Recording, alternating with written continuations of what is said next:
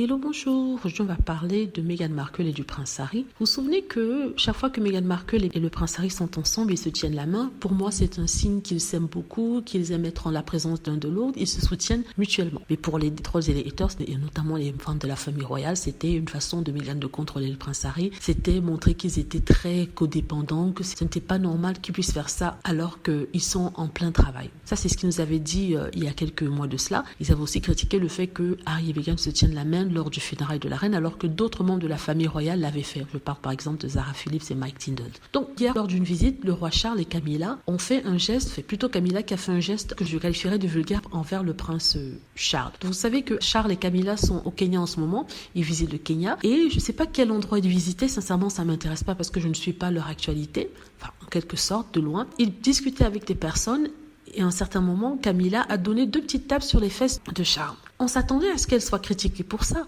Non, la réponse des trolls et des haters et des médias surtout était « Oh mon Dieu, après tout ce temps, ils sont toujours aussi amoureux. Ils se sentent tellement à l'aise ensemble l'un avec l'autre qu'elle lui donne une tape sur les fesses. » Imaginez si ça avait été Harry et Meghan.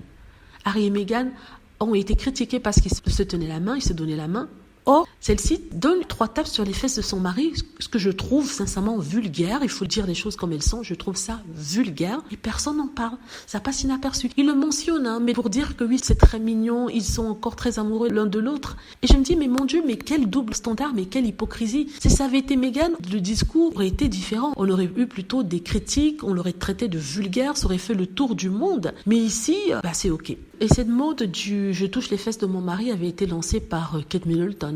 À plusieurs reprises, elle a touché les fesses de son mari, le prince William, et lui-même, il était à chaque fois étonné, il se poussait pour que ça n'arrive pas. C'est pour vous montrer le double standard. Quand on critique Meghan Markle en disant que oui, on la critique par rapport à ce qu'elle fait, par rapport à son comportement, et que vous voyez ça, vous vous dites en fait que non, ce n'était pas le comportement de Meghan Markle qui était un problème, c'était plutôt le problème de ces gens qui n'arrivent pas à accepter qu'elle soit moitié noire. Et on voit de plus en plus ce genre de double standard se manifester, n'est-ce pas, quand on compare aux critiques que recevait Meghan Markle et celles que ne reçoivent pas ceux qui font pire. Enfin, si on peut dire que c'est terrible que de se tenir la main, mais je vous dis, c'est d'une hypocrisie, d'une injustice aussi. Voilà, dites-moi ce que vous en pensez. J'espère que vous aimez la vidéo. N'hésitez pas à cliquer sur like si c'est le cas, à vous abonner pour plus de vidéos et à cliquer sur la petite cloche afin de être averti lorsque je poste une nouvelle vidéo. Merci.